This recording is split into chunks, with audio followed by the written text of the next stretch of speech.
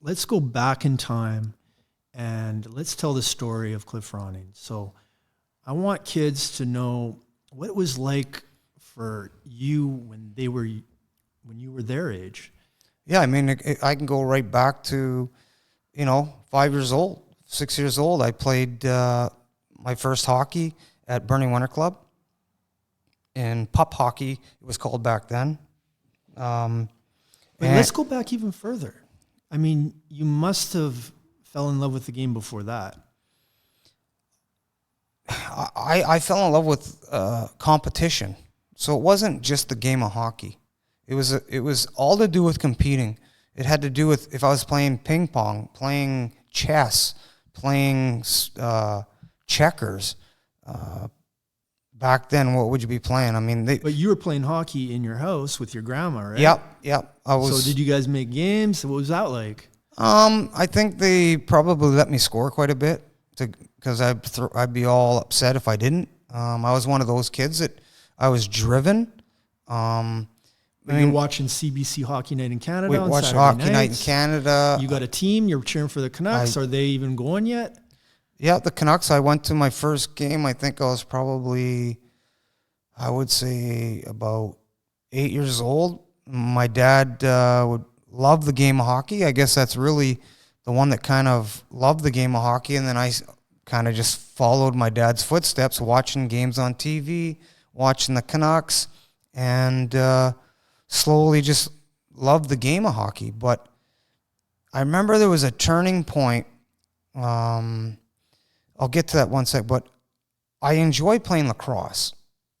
I was better before hockey. Before hockey, I was better at lacrosse from age 5 to say 10. I was a much better lacrosse player, and I played hockey in the winter, lacrosse in the summer. So when I was slowly developing as a hockey player, and I think it's because it was easier to run than skate, and I think my skating kind of wasn't the best. As my dad said, I was kind of like a Zamboni sometimes. I was always on the ice, but I was trying my hardest. And that was the one thing that I was very fortunate. My parents were always positive, never negative. And that helped me, just keep going. But eventually, I played in a tournament, North Shore Winter Club. I believe it was PeeWee, and the best team was North Shore Winter Club against our team, Burning Winter Club. And we go into the final game, and I think I scored a couple goals, and we won the whole thing. And I was given, I think, first or MVP of the tournament, which was the first ever in hockey that I was ever given something like that.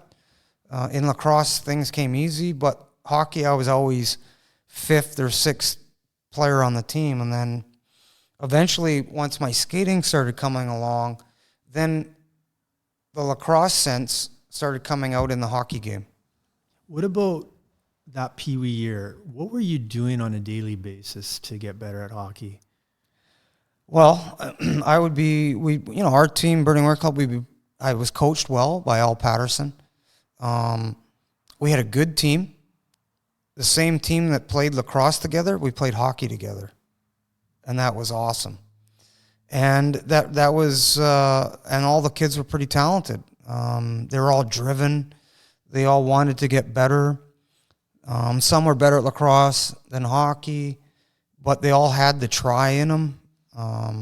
We were very fortunate to be coached by, lacrosse by Jack Crosby, the late Jack Crosby, and then coached by Al Patterson. So we had great coaching on both sides. John Grisdale from the Canucks was our assistant coach. So we were very, very fortunate as young athletes. But when I look back, that was very important because they built the structure of what it takes to win.